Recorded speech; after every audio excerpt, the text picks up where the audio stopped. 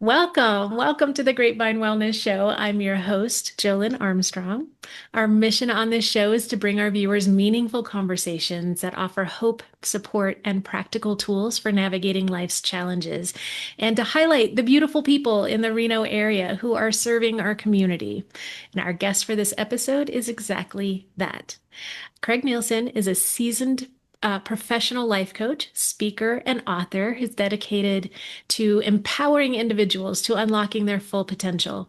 Through his coaching practice, My Internal Image, he specializes in guiding clients to cultivate unwavering confidence and inner peace, dismantling their inner critic to pave the way for a life brimming with love, joy, and success. And I will just say, I have personal experience with his coaching practice and what an amazing help he's been, our guest today, Craig, to me personally. So I will just interject that. But back to our bio, having faced his own battles with severe depression and anxiety at the tender age of 21, Craig understands firsthand the depths of darkness and the journey to healing. With a combination of professional support, endurance training, and spiritual nourishment found in the Gospels, Craig emerged from this challenging period stronger and more resilient. Equipped with a master's degree in counseling and educational psychology, Craig is also certified as a professional life coach by the prestigious Institute for Professional Excellence in Coaching, IPEC. Additionally, he holds a certification as an energy leadership master practitioner. Today, Craig lives a positive, healthy lifestyle along with his wife of 32 years, has completed 5 marathons, including 2 world majors, and has hiked and backpacked over 1,000 miles in the Sierra Nevadas. What an inspiration. Goodness. Craig, welcome to the show. I'm so honored to have you. Thanks for having me. Yeah. So we are going to dive in with who you are as a person, what your background is. Tell us what life was like for you in your early years. Tell us about young Craig.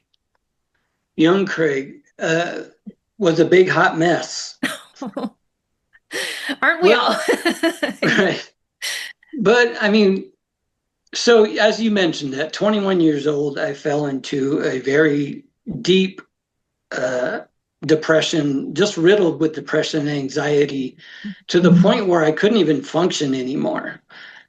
Um, and people always ask, well, what led to that? And when I look back, I can't pinpoint a specific event or anything that what I would consider majorly traumatizing. But I can pick out a few things. Is one, I was a real skinny kid. Look at me now. I'm You're a a skinny adult now. skinny Yeah. adult now. But as a result, I did get picked on. I did get bullied a lot. Mm. Um, I grew up in a family of all sisters, all older sisters, so I didn't have any brothers to relate to or hang out with. Discipline in my house was, I will say, harsh in my experience. All that combined led me to withdraw, become very introverted, and hide because if you're not noticed, you can't get in trouble, Yeah. right? Yeah. So, and as a result of all that, also took on a lot of suppressing emotions. Because if you don't act out, you don't draw attention. If you're not upset, you don't draw attention. So, at the age of 21, so one thing I did at 8 years old, I started playing drums, and that was a way for me to get lost and do something as an escape and something that I enjoyed doing. As with anything that you do when you invest time and energy into, you get good at it, right? Yep. So I did. I became quite good at it. And that was the one thing that I started to get positive recognition from peers and from my family. So that fueled the drive to even more, to do this better, to become the best, to give myself some sense of self-worth. So early on in my teen years, I developed a very simple plan. I was going to become a rock star and marry a supermodel. Perfect. What could go wrong? But so I did. After high school, I went off to Hollywood. I went to music school. I got into playing with bands and a little bit of studio work and started to get into the music business. And that's where I started to become disillusioned. And, the music business was starting to put it together. I didn't see a fit in my life. And intuitively, I knew that at some point I did want a family and a wife. And, the idea of being in a band and having to tour months at a time didn't jive with me. A lot of the clubs we played in promoted drinking and, sex, drugs, rock and roll. Yeah. The rock and roll was fine with me. The others, I was never in the drugs. I didn't drink. And it just didn't fit in my life.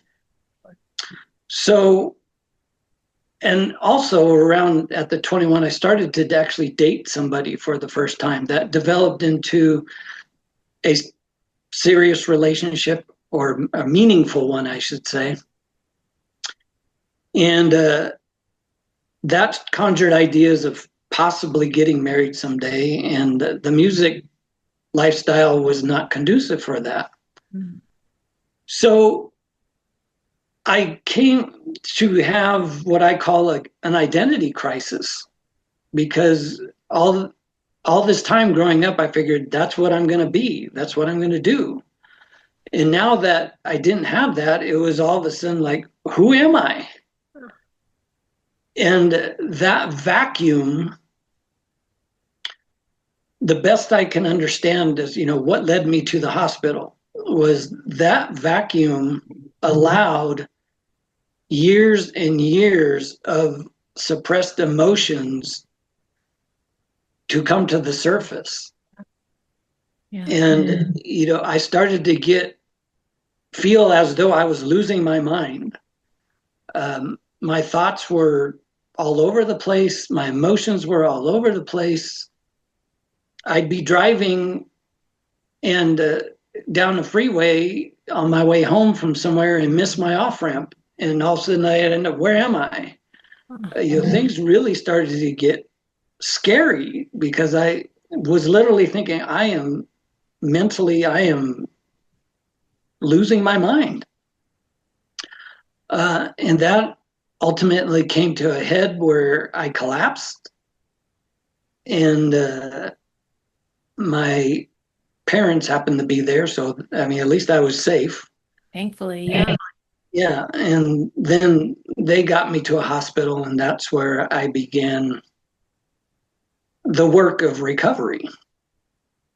Okay. I'm glad that option was there for you. I'm glad that it happened that way. Yeah. Tell me about that road to recovery. What did that look like for you? So I should also back up a little and just say, throughout my upbringing, I grew up Catholic, and as such, the family went to church every Sunday. Now, I simply went because out of obligation. Sure. But the one thing that I always enjoyed or resonated with while attending Mass was the gospel stories.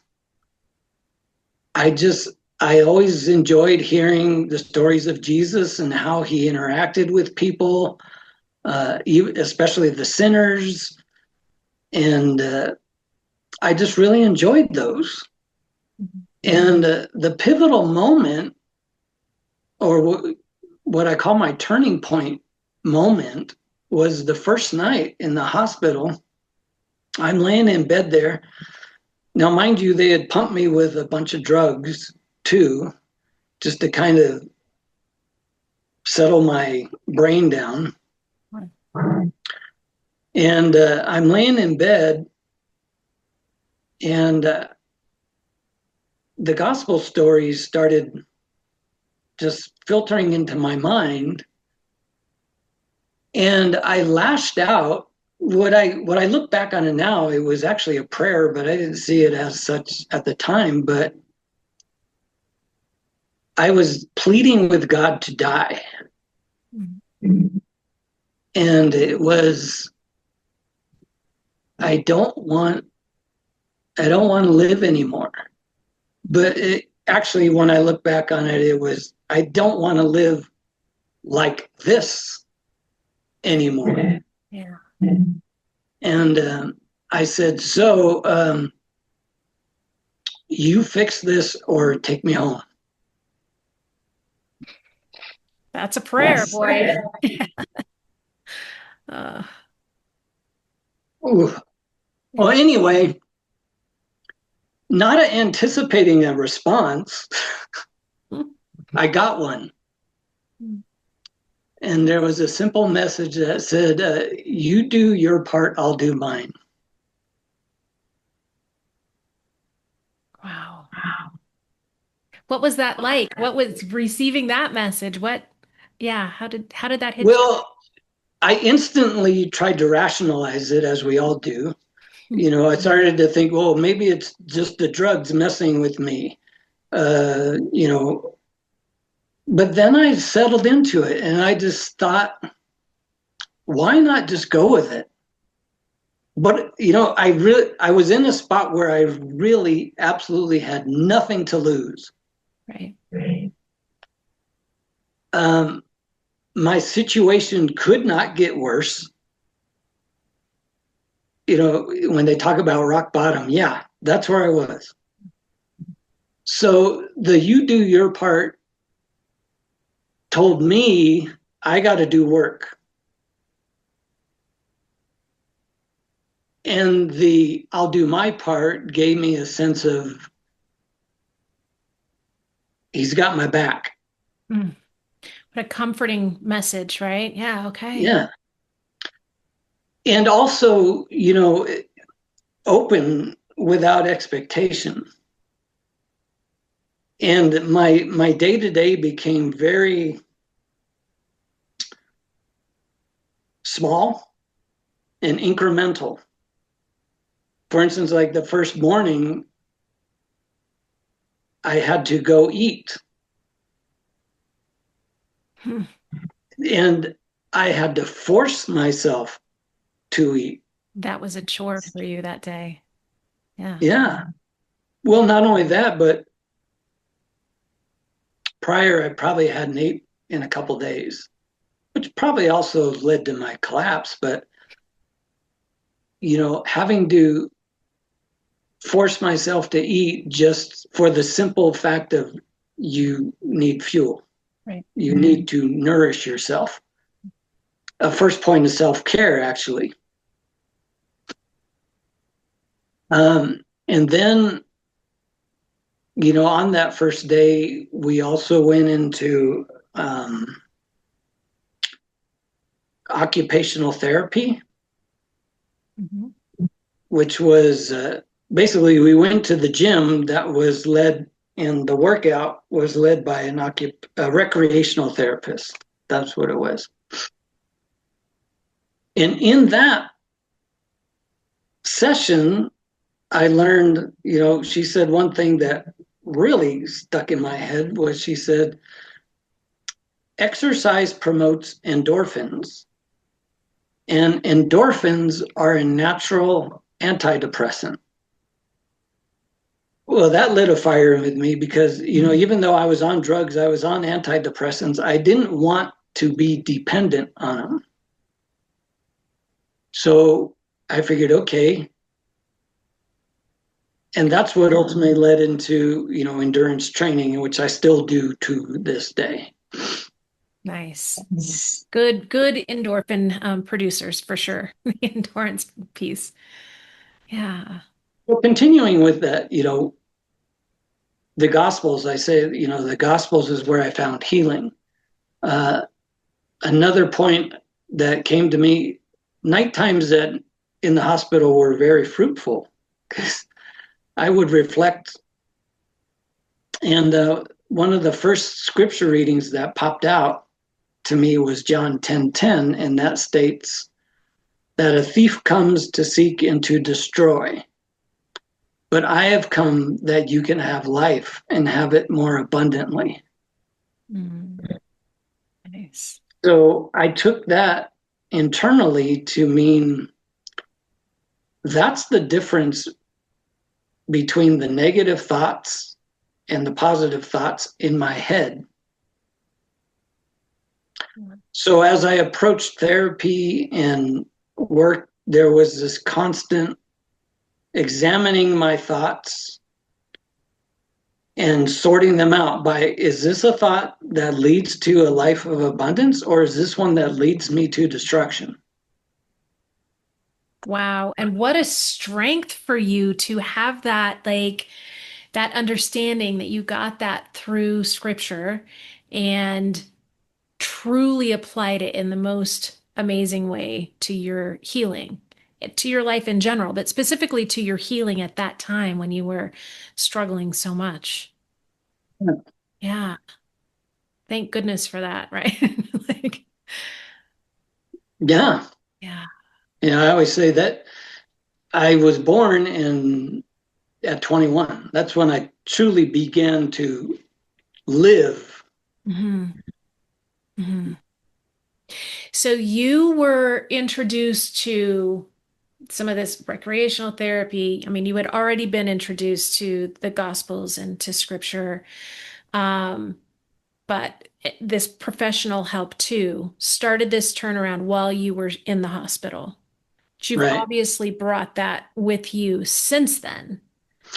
Yeah. I was in the hospital for 3 weeks Okay. and getting better, seeing a psychologist, group therapy, doing all their exercises. And I had a revelation to myself that I was getting comfortable there. Mm, And knowing that eventually I'd have to go out back into the real world, um, I decided it's time for me to check out. Now, I'd also seen a psychiatrist and a psychologist in the hospital and announced my plan to leave, much to their disapproval, and much to their I mean, they were thinking too soon. okay. Too soon. Most people, they told me, 6 weeks is usually the time. And but I stuck to my guns. I think a lot of that I was hedging on. He's got my back. I'll be all right.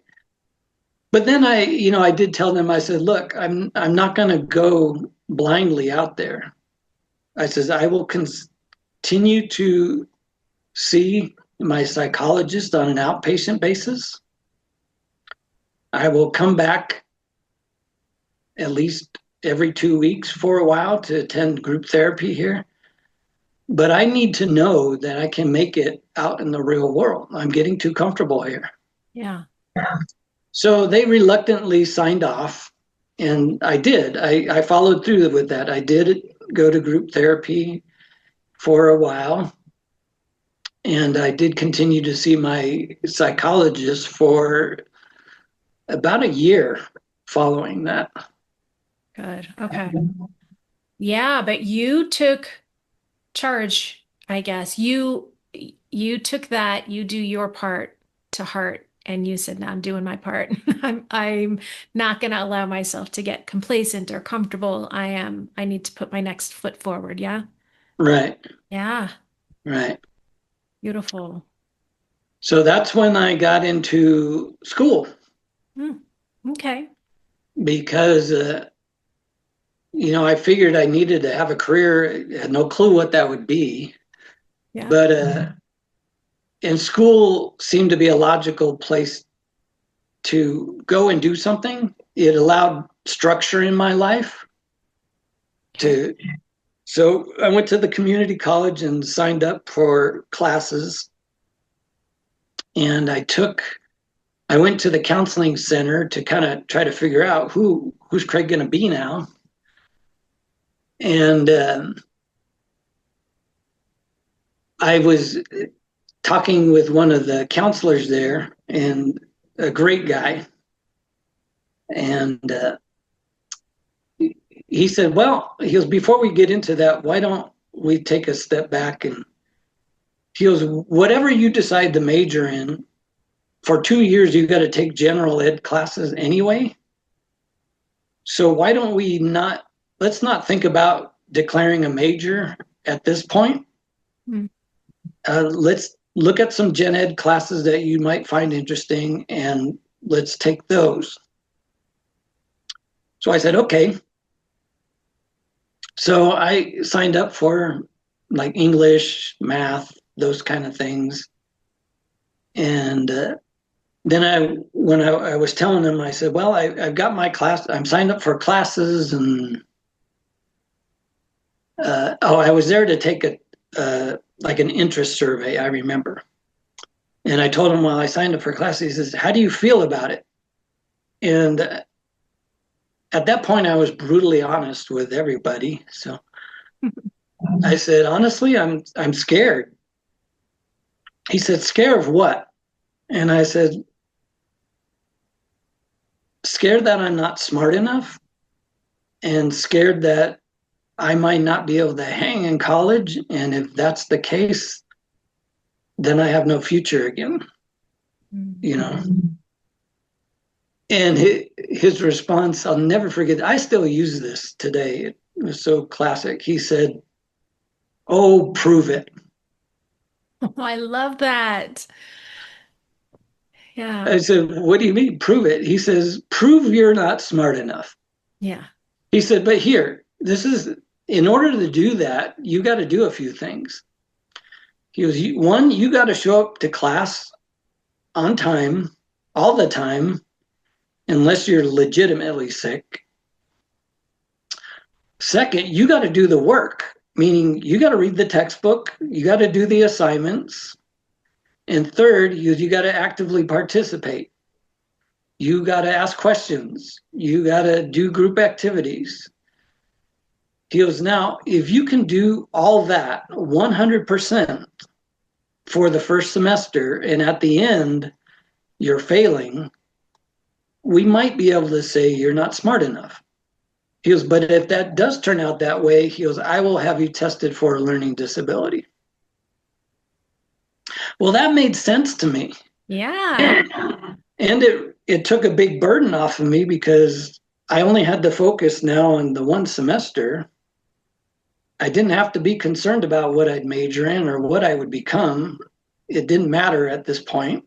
Just, all right, let's just do this and see where it goes. Mm-hmm.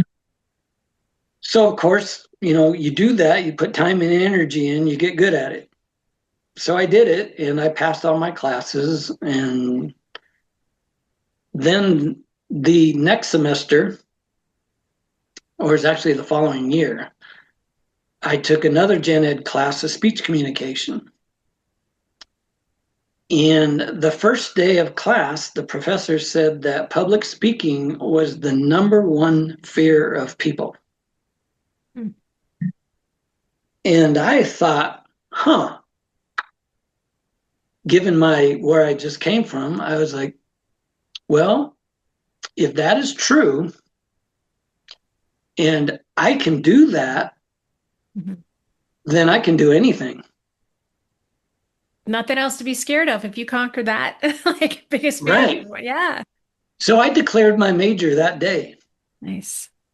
And I did. I got my bachelor's in speech communication. Nice. Yeah. Huh. So then what am I going to do with my life? Mm-hmm. Well, initially with that, I did a little bit of sales work. And, but I wasn't making the kind of money I thought I would be making.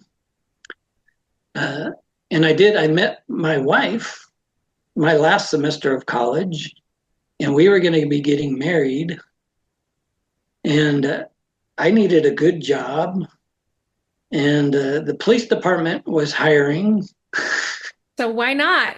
So why not? I mean, I You can know, see people, where you would use like your speech in sales. I think probably in police work too. I mean, their oh, for communication sure. skills are very needed in police work. Okay, I'm following. So anyway, people always, well, how'd you get in law enforcement? Nothing I ever aspired to do ever. It was they were hiring, I needed a job, and they were hiring.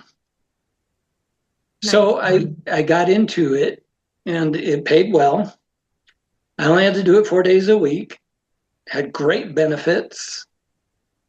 Um, but as the years went on, I got more and more disheartened Mm. with it. Uh, the day in and day out of seeing the worst in people Yeah. really started to wear on me. So then again, I went back to the drawing board of what do I really want to do? And I look back at my college experience, which was wonderful. And I thought of the guy who told me, prove it. And I thought, I want to do him. I want to do what he did. Yeah. So I went to UNR and explored some counseling programs, and I found one they had in counseling and educational psychology with the emphasis of study in college student development. So I applied to grad school. I got accepted. And while I was with the police department, in 4 years it took me, but I got my master's degree. And but what happened was when I graduated, I instantly started to look for work as a counselor at a college or university somewhere. Mhm. And I looked at the salaries of these jobs and I was instantly shocked because I was like, geez. I go, if I do this, I'm looking at a $15,000 to $20,000 a year cut in pay. You looked at how what an inspiration that person was to you, but you didn't go so far as to say, wait, is this going to fit my financial needs? Let's say. Right. Well, yeah. Well, now at this point, the wife and I have a house. I got two small kids, Yeah. and I was like, that's not going to work. So I settled back into it, thinking, well, I'm getting paid good. I only have to do it 4 days a week. I got good benefits. You were still working as a police officer through college or Right, through right. the master's program. Yeah, yeah. Okay. Um,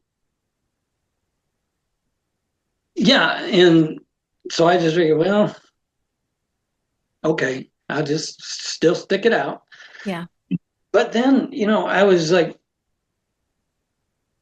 how many years have, let's see, I got to do the math now. Mhm. But years went on, and I increasingly became disillusioned with it. And, there's something that I believe you believe everything you tell yourself, Mm, mm. subconsciously or otherwise. Sure. Sure. And I remember having this discussion with my wife. It was just a day where I was just feeling awful about work. And I was thinking, I was telling her, I go, if I stick with this, I still have about another 10 years before I'm done. Did you work And for 4 years? yeah. And then I said, I don't know if I'll survive that. And I wasn't thinking of being killed in the line of duty. I was thinking the stress of it Yeah, emotionally. Hmm. will kill me. Yeah. And that's when I made up my mind, I got to get out. But then again, what am I going to do? Right. Well, I knew a guy from church who was a life coach. And he suggested, he goes, why don't you do what I do? And he goes, you've got the master's degree in counseling, that would fit beautifully with, what I'm doing now. And I thought, oh, okay. So I looked into it, and that's where I discovered IPEC and investigated what they offered and what that would look like. And I said, yeah, I want to do that. I want to do that. And the universe or God conspired. What I mean by that is, so the city made a blunder of an investment. Mm. Now, I'm not gonna get into that because that's politics, but I it appreciate resulted that. Yeah.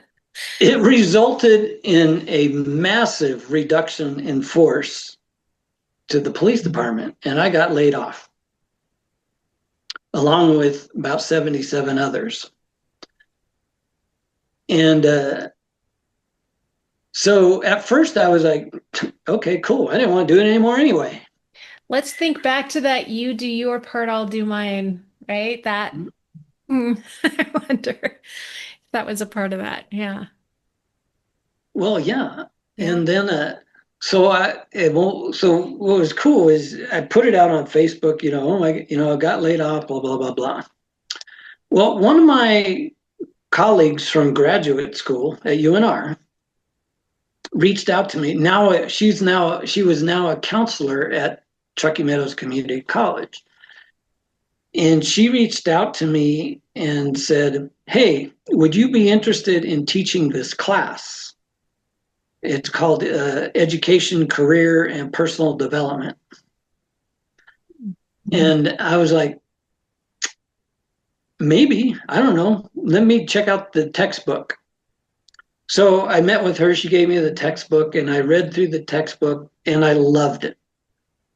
It's an excellent book, and I liked everything about it. To me, it was a coaching book. Nice. So I said, sure, sign me up.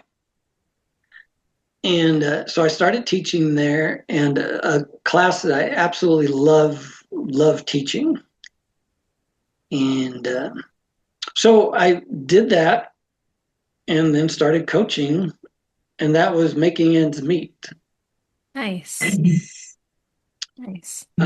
Eventually I got into working in a couple private colleges as a counselor, and I spent some time counseling students for roughly 6 to 8 years. Well, and can we just talk about, you were doing these things now that are maybe more in line with who you are, what your gifts are. Making ends meet is, I mean, that's not too shabby doing exactly what, maybe you're cut out for, or at least closer than the police work. Is there any piece of that that's true? Um, yeah, absolutely. Okay. Yeah, the stress is definitely gone. Yeah. Um, working with the students up at the college, I so identified with them, and because of my own college experience, and it just felt really good. And it seems like just the name of the class that you were teaching is not unlike the advice that you got from the counselor, right? Where that was so kind of inspirational for you. Maybe it's not the exact same thing, but you're able to kind of help inspire those students in a similar way. I don't know. Oh, absolutely. Yeah. It's kind of interesting because in counseling training, Mhm. we're always taught that you never self-disclose. Mm. I threw that out the window. And Yeah. every time I teach that class, the very first day, when I introduce myself, I tell them the story. Because I tell them, I love college. This is why. Nice. And, I was a big hot mess, blah, blah, blah. College saved my life. And, I just say that in the introduction, but Nice. I cannot tell you how many students have thanked me for it, have told me it made me relatable. I can so identify with them. Yeah. So can we just say, like, to that training that you received that never self-disclose, there are settings when dealing with like mental illness, some severe mental illnesses, where it might be a good idea to keep your own personal things away from that relationship. The Oh, for difference sure. between, yeah, the difference Yeah. between that and the life that you've created and life coaching and working with these students, it's the opposite is so much more helpful is what I'm hearing from you. Like, no, we Right. connecting on a human basis. Like, here's me, and I want to help you based on what, in part by what I've learned through my own experience, why that is so helpful. Yeah. Yeah, yeah. Makes sense. And why I continue to do this, because the stuff that you're going to learn works. Right. And Yeah. Yeah. Fantastic. So you're working with these students, you're coaching some as well individually and some people. Maybe are they all students or other people in the community? Tell me about that part. picking up a few clients outside, just Yeah. in general. Hmm. Yeah. Great. So what are you seeing there? Now this is a life shift for you, but you're also now really interacting and being able to encourage people on a whole different kind of level here. Right. Yeah. Well, I mean, as you know, my coaching practice really revolves around working with women. Yeah. And people always ask, but you're a guy. Yeah.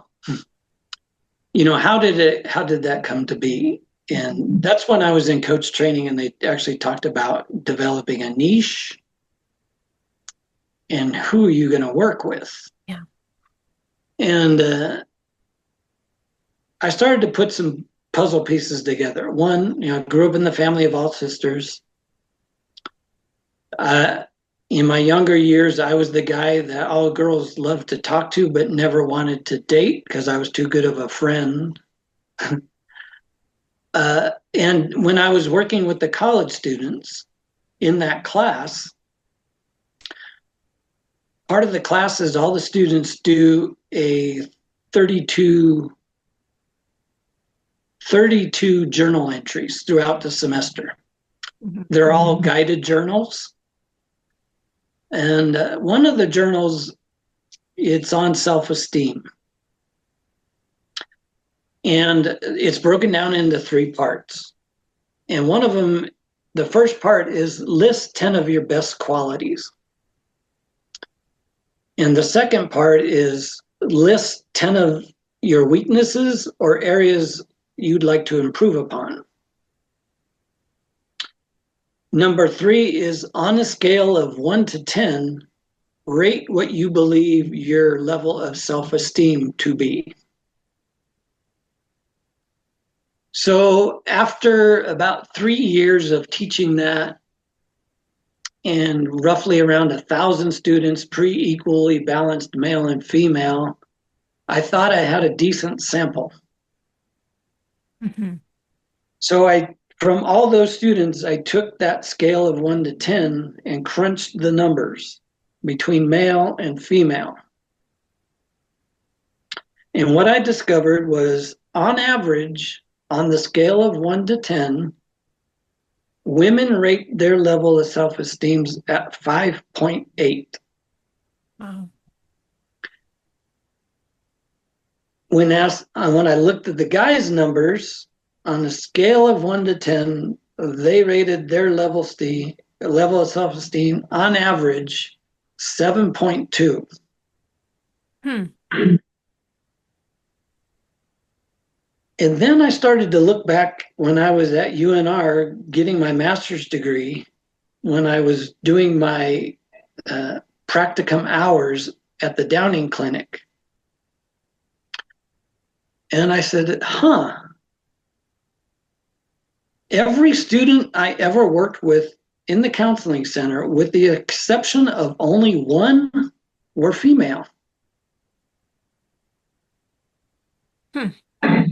So I started putting all those pieces together, and when I looked at that gap, and I also looked into the details of the journals, like list your 10 qualities. A majority of the women couldn't even list 10. Oh.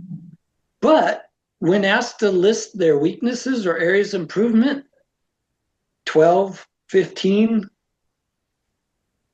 And, I could pinpoint all that. I go, that's all related to their sense of self-worth. I go, so that's what drove me, and where, I want to do something about it. Yeah, you actually let the data inform your choice of niche, right? Like this is the women, at least in our area, maybe in the US or the whatever, need some help here in this area. Right. And I did find out I did kind of fall into my own inner critic a little bit, I say, well, but I'm a guy, no woman's going to want it. Hmm. But then you start coach yourself. Well, wait a minute. Where's the rule book that says that? Right, your own limiting belief is telling you that. Right, Yeah. right. Yep. Forget that. You know, and certainly there are some women, and I've encountered them, that no way, I would never. Mm. Kind of interesting how, I think back in the early years, I was at a networking event, and this one woman was telling about her dating woes. And so, I said, well, that's something I could probably help you with. But she immediately came back. She goes, I would never discuss my dating troubles with a guy. After having just discussed her dating troubles with the guy. Yeah, okay. But also thinking about that, intuitively knowing, well, there's the problem. You don't trust men, Mm. which we can get deeper into that, is you don't trust you, Hmm. But anyway, Yeah. but then I just, life of abundance. Fortunately, I live in an abundant world. As many women who won't work with me will. Exactly. Exactly. Yeah. And you're proof of that. 100% and are happy and grateful to do so. Right. So yeah. So you saw this need presented itself to you and you said, okay, and I have the heart to fill this need and an ability and intelligence and education to do so as well. Yeah. So I You love know, that. and all those things that, I was told that were true of me in the early years that I didn't want to believe, Yeah. like, you're a sweet guy, you're sensitive. Yeah. Those weren't manly things, but it was always interesting to me in police work. A couple guys would heckle me and say, dude, you talk like a chick. Oh my gosh. How dare you? Right. But Uh, interesting is anytime there was an instance, let's say, of like domestic violence or whatever, who was always pegged to go talk to the victim? yeah. Yeah, right. I mean, you had a lot of real world experience with that too that you've brought forward into this practice that you have now. Yeah. Yeah. Yeah. So let's talk about that. Um, the work that you do helping clients understand connections between thoughts, how they feel, how does that work look? I mean, I personally know, but how does that work look for those listening or watching? What? Well, like I said, I always start with the assessment, Hmm. which you do, this, the Energy Leadership Index assessment. Because what that does for me is it opens some windows. It it's an attitudinal assessment, and it's it picks up a lot of what's going on subconsciously. And that can point to a couple indicators of, okay, what I call the indicators of curiosity. For instance, it shows that you have a great deal. I'm not saying you personally, but a potential client. It shows that you carry a great deal of guilt. Mm-hmm. Is that accurate? Oh yeah. Why do you think that shows up? Oh well, and then they start to tell the story. Yeah. Well, in that assessment, it seems like it may point to that where a person may not have ever even like consciously realized it, but here are all the indicators that it's there, and it's easily laid out in your kind of experienced eyes where they're like, oh, yeah, I guess I might, and maybe here's why, where they would never have thought of exploring that. So yeah.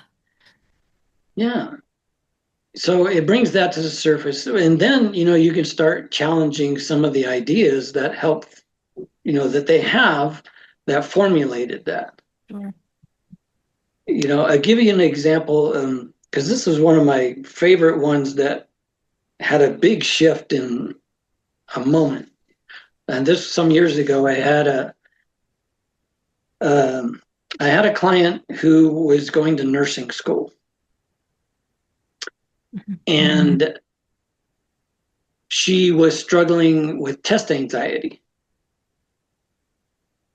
And so I just asked a simple question, okay, let's go back in time. Where was the first instance you developed this? What was the first time you were anxious taking a test? She says, well, that was back in high school. What happened then? So she tells me this a little bit reluctantly, she tells me the story. She goes, well, I was a student, and I got in a bit of trouble, and I ended up in juvenile hall. And when I got out, it put me behind. And, so then I took a test I wasn't prepared for, and it crumbled.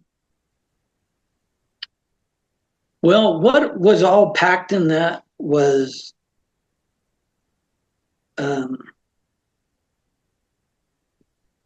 what we uncovered. But so anyway, I should go back. How did I make sense of it? All right. Yeah. I go, well, that tracks. And what I'm thinking in my head, I already know what's driving that. But I had to make her discover this herself. So I asked her, I go, I'm just curious now. You're trying to become a nurse, right? Somebody who's respected in the community. It's a job that carries a lot of integrity, a lot of responsibility. That's who you're trying to be. Now, I'm thinking, I told her, I said, I don't need to know, don't care what you did to get yourself placed at juvenile hall. But I'm thinking, think of somebody else who's in the stature of the position you want to be, someone else. Would they approve of what you did? Mm-hmm. There's some. And she goes, oh my God. She said, I never thought about it. I've been punishing myself. Yeah. Because what happened back there was I bombed the test. I deserve this because this is what I did. Oh. And that carried over to every test that she's taken. It latched onto Yeah, that. Yeah. Wow. because the inner critic at the core is telling her, you suck. Yeah. And these You're, test performances are a representation of that. Hmm. yeah, and and you don't deserve this. You're trying to be something that you don't deserve to be. Right. That kind of nonsense. And there's no, it's crazy. You did your time. Yeah. You're taking steps to turn your life around to do something good. You're not that person anymore. So get on with it. Right. But she needed someone with your skill set, with your ability to talk her through that to get there, because we can't always get there on our own. Right. Yeah. You don't see it. Right. Right. The benefit of well-trained eyes like yours and experienced eyes like yours for sure. And that's one of the things that in coach training, one of the coaches was telling me, all you are is a mirror. Hmm. What do you mean? You're constantly. Yeah, but look at this. Yeah. Yeah. Yep. Yeah, and you're good at that, right? And you see that, and your clients are a testament to that as well. Yeah, and I attribute it. I mean, that's obviously a skill set I acquired in my own digging myself out of that. Yep. Yep. And then helping so many people, not just in your practice now, but through the police work and through your work with college students, and all of that has culminated all of this experience. It's beautiful. Yeah, Yeah.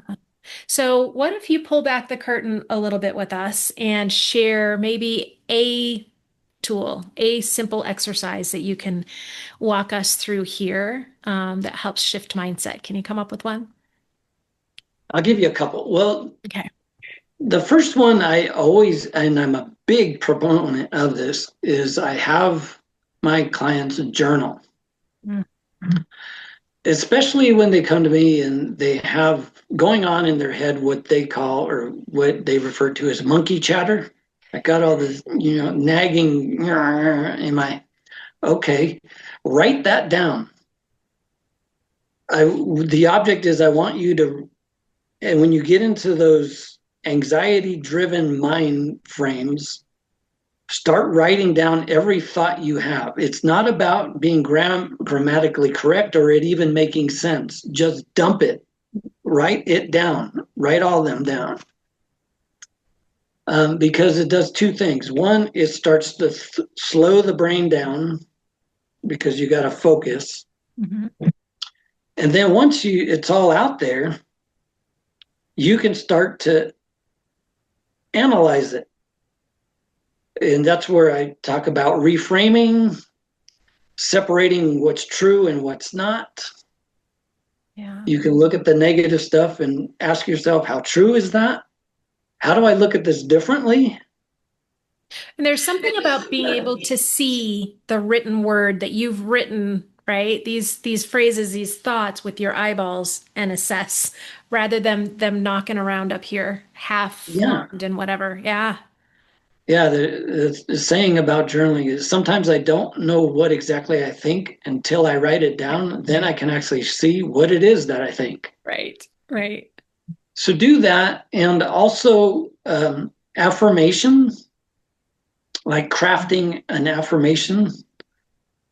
And I have them write affirmations and put them everywhere that they can see. Like one of the first ones I encourage is write it on your bathroom mirror. I've got mine here. There you go. Yeah. Write them on the bathroom mirror. Write them on post-it notes. Stick them at your desk. Stick them on your refrigerator. Stick them around the house. Stick them on your steering wheel, but only do it when you're at a stoplight. Yeah, right. Yes, please. Um, and the reason for that is you've had a lifetime of these negative scripts going in your head, and they've wired a pattern in your brain. Yeah. So what we're going to do is start putting this positive stuff, repetition will start to where a new neural pathway in your brain. And that's why I always tell the subconscious mind likes consistency. So when you start out with affirmations, it may be awkward because you're telling yourself that the brain's saying, wait, that doesn't compute. Mm-hmm. That's why you repetition, you got to do it until the subconscious mind finally comes around and goes, oh, okay, this is the new normal.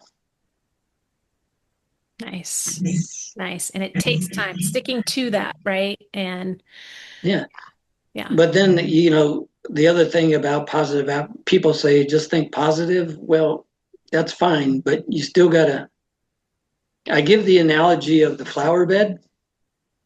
Mm-hmm. Springtime rolls around and you have a flower bed full of weeds and you're coming in to plant fresh flowers. What do you got to do first? Yeah, got to pull those weeds. You got to extract the weeds. Yeah. Because you can plant the flowers there that are going to get choked out.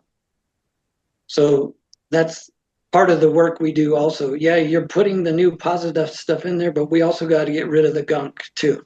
Mm-hmm. Mm-hmm. Love it. Love it. Love it.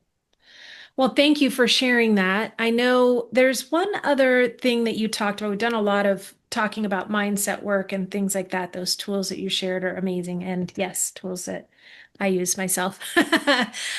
There was something that you mentioned earlier too, though, that you used in your own kind of healing journey. And that is the kind of endurance exercise that, exercise brings endorphins, that kind of, we were talking before we turned on the recording today about a recent kind of in trial of endurance that you went through. And I would be remiss in if I didn't ask you about that experience and how you're doing and the impact that it's had on you, this recent trial that you put yourself through. Yeah, one of the, my son and I should say our son and I, because it's my wife's son too.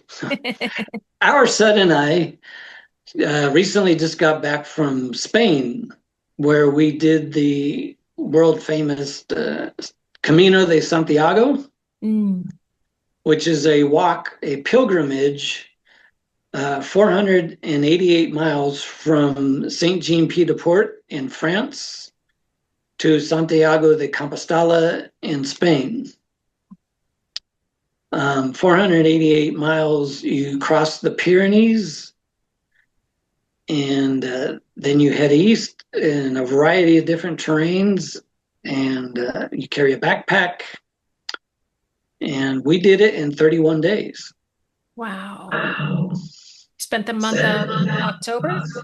September doing that. Yeah. So we're recording this just not that long after that. You spent 31 days, 400 miles backpacking with your son, walking. Wow. Yeah. The impact on your body, the impact on your soul, the impact on your life. How do you, tell us about that. Well, the impact on my body, fortunately, I said I've been endurance training for decades, and that has always continued. So at the very least, I was in shape to do this. Mm-hmm. And that's not to say it was easy, but at least I was in shape to take on the challenge. So I just put that out there. If anyone attempts to do this, you want to get well trained to go do it. Emotionally, I would say what I came away with was a much deeper sense of inner peace. There was something. Your agenda is very simple. Get up, throw the backpack on, and walk. Stop a couple times for refreshments, use the restroom, whatever. But you just walk all day. For a solid month. Yeah. So a lot of self-reflection, a lot of time for prayer. Um, so two things I came away with was one, the value of simplicity. Mm, yeah. I mean, like I said, it was very simple. Everything I needed for my own self was in a backpack. You discover how much you actually really need to live this life, right? Right. Yeah. And what's important and Providence, like he'll do his part, Mhm. Will we find a town that has food? Will we find accommodations for tonight? And then you just learn to let go of all that. And it's like, yeah.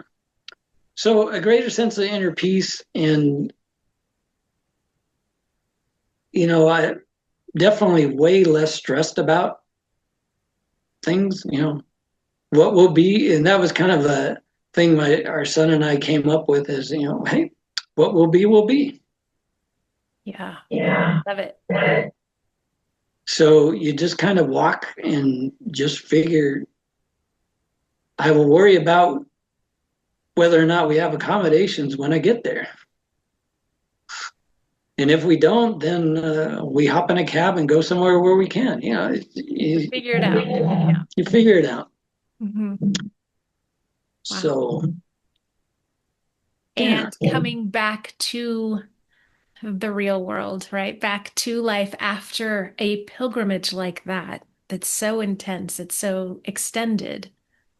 Yeah, coming back is a little bit jarring. Yeah. Well, this life is jarring anyway, but yeah, Right. especially after that. Yeah. Well, I mean, because 31 days, and I think I shared this with you, but to make a habit, it takes 21 days straight of doing the thing, whatever to to develop a habit. So 31 days of walking, I was used to that agenda every day. Um, and adjusting to the time shift was a little awkward too. Mhm. Um, and getting back to work and the daily, all that stuff in my life that I put on the shelf while I did this, now back in my lap. And Yeah. but I came through it fine. It just okay. This is going to just take a little bit to readjust. Sure. Sure. Well, I'm really that's an inspiring thing that you've done, and I thank you for sharing that. Yeah, it's doing something like that takes, it's probably a full experience of adjustment through the entire thing, right? Adjusting to different things, including coming back home. So, Yeah, and lots of planning. right. Yes. Yeah. Yeah, I'm sure. So I would say we actually started talking about doing it 4 years prior, Mm, and so took a lot of time to prepare for that. yeah. You did it and you made sure you were prepared, and that's how you have come through it with a positive, challenging yet positive outcome. Right. You agree? Yeah, for sure. For sure. Well, I want to ask you about the book that you've written that reflects on your journey and maybe tell us a little bit about that. We haven't talked about that yet and the message that you hope readers take away from it. Yeah. So I just felt compelled. The more and more I thought about it, and in today's world, we live in a world where it seems that if you suffer from anxiety or depression, the antidote is to medicate yourself for it. Of course. And we see that every day on TV. And if your antidepressant doesn't work, we take more. Right. Add to them. And there's this faulty idea, I believe, that where people think that, well, it's just I have a chemical imbalance in my head, or it's just the way my brain is wired. Um, hey, you know what? Antidepressants were meant to be a short-term fix, not a life sentence. Mhm. there was actually a great TED Talk done by Helen Fisher. She's a world-renowned neuroscientist, and she did a TED Talk on the brain chemistry of love, and she talked about the effect of antidepressants and how they create this synthetic serotonin in the brain, and then dopamine receptors shut off. And okay, I won't get into the science, but anyway, that's what that was my pet peeve. Is like, no, yeah, it takes work, it takes getting help, and you got to believe in something bigger than yourself. So, and that was where my faith played in. And so I figured, it'd be gnawing on my heart that compelled. I mean, that's the only thing, is my heart was compelled to share my story, which is something I did keep hidden for many, many, many years. Just fear of judgment, fear of the stigma around anxiety and depression. Of course. But then once I did decided to share, people started saying, you write a book, you should write a book, you should write a book. So I figured, what the heck, I'll write a book. And so I did. So it's the book, it's the nitty gritty of my recovery from entering the hospital to what I considered a fully recovered. So it's my personal memoir. And my hope is that if anybody else has a sense of low self-worth or suffers from anxiety and depression, they can pick up my book and maybe identify with it and hopefully see, you know what, I could do that too. Yeah. And I made it real simple. It's an easy read. It's only 125 pages. Yeah. I meant to have my copy here. My husband has my copy right now. He's reading it, and so I don't have it to show, but I will put a link to where people can get your book. And while we're at that, tell us the name of the book, where we can find it. You can find it on Amazon. The title of the book is Love is Our True DNA. Fantastic.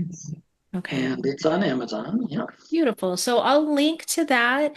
And while we're at it, tell us how folks can find you and what they might. I mean, we've talked about, you've shared some of your tools with us and things like that. But yeah, tell us how we can find you and who you work with most. Yeah. So easiest way to find me, I have a website. It is, put all three words together, myinternalimage.com. Shoot me an email. It's real easy. Craig at myinternalimage.com. And my contact information is there. There's links to my book there. There's links to the assessment there. And yeah, that's the easiest way to get a hold of me. Beautiful. Beautiful. Thanks, Craig. I will put that again all in the show notes so anyone watching or listening can easily find all of that information. But thank you for being a guest and agreeing to come on and share your insights. I really appreciate you. You're most welcome. Thanks for having me. Absolutely. Okay. And to those listening or watching, thank you for attending, for watching, and we will see you on the next one. Thanks for joining me on this episode of the Grapevine Wellness Show. If you found it helpful, be sure to like and subscribe and share it with someone who might need to hear it. If you're struggling with trauma or grief, anxiety, depression, or if your relationship is struggling, maybe along with some of those things, I want you to know that there is a path forward and you don't have to walk it alone. Visit grapevineinnerwellness.com to learn more about the work that I do and how we can work together. And I'll see you next time.